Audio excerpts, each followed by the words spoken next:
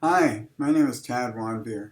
I'm a certified craniosacral therapy practitioner and certified instructor of craniosacral therapy. In this video, I'll describe cerebrospinal fluid production, its flow into and out of the brain and spinal cord, as well as its reabsorption into the venous system. We'll begin by looking at an animation with an overview of the flow, followed by slides with more detailed information of the structures that are involved, and then we'll return to the animation towards the end of the video. So we'll move on to the next slide. Cerebrospinal fluid is produced in 4 interconnected cavities deep in the brain. Will then flow into space surrounding the brain and spinal cord. Flows into the brain and spinal cord, providing essential water and vital nutrients, continues to flow throughout the brain and spinal cord, and will pick up waste products. Flows back into the space surrounding the brain and spinal cord, and then will flow into specialized channels to flow eventually back to the heart by way of the jugular vein. We'll move on to the next slide. The brain is shown in yellow, and towards the lower portion of your slide, the spinal cord is also shown in yellow.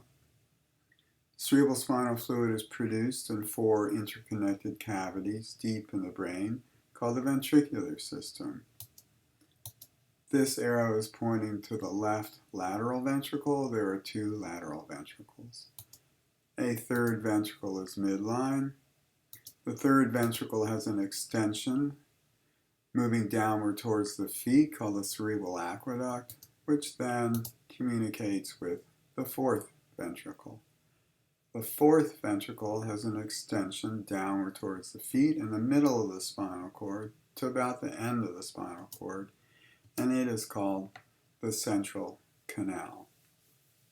Cerebrospinal fluid is produced in the cord plexuses of the ventricular system. There are cord plexuses in each ventricle. Cerebrospinal fluid is produced by the cord plexuses, flows into the ventricular cavities, flows down to the fourth ventricle, and then will flow into the subarachnoid space, which is shown as green in this drawing.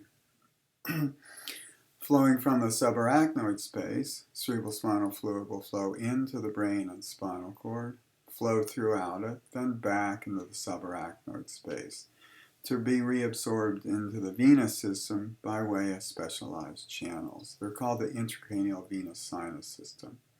I'll show one channel now, which is called the superior sagittal sinus. Cerebrospinal fluid flows into the sinus system by way of arachnoid villi. I'll point out one arachnoid villus. Arachnoid villi are projections of arachnoid membrane into the sinuses. We can think of them as one-way valves. Cerebrospinal fluid will flow through the villi into the sinus system to then make its way down to the jugular vein. I'll continue to identify other sinuses shown in this drawing, such as straight sinus, transverse sinus, petrosal sinus, sigmoid sinus. So venous blood and cerebrospinal fluid will flow within these channels to eventually flow into the sigmoid sinus, and then from the sigmoid sinus will flow into the jugular vein and then back to the heart. Move on to the next slide. In this slide, we'll go ahead and remove the transverse sinus, petrosal sinus, sigmoid sinus, and jugular vein to then move on to return to the video. Cerebrospinal fluid is produced in the ventricular system, flows into the ventricular system and central canal, exits the fourth ventricle, flowing into the subarachnoid space. Flows into the brain and spinal cord, providing essential water and vital nutrients, continues to flow throughout the brain and spinal cord, picking up waste products, to then flow back into the subarachnoid space, flowing through arachnoid villi into the intracranial venous sinus system to eventually be reabsorbed into the venous system by flowing in the jugular vein.